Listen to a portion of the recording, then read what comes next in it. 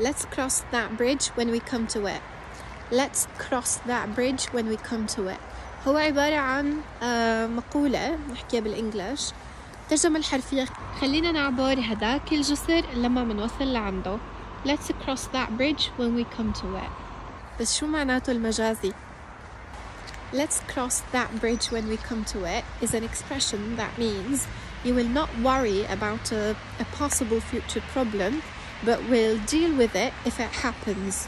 Okay? So it means you will not worry about a possible future problem, but will deal with it if it happens. يعني إنه ما رح تقلق بخصوص مشكلة ممكن محتمل تصير بالمستقبل، وإنما رح تتعامل مع هاي المشكلة بحال حدوثها.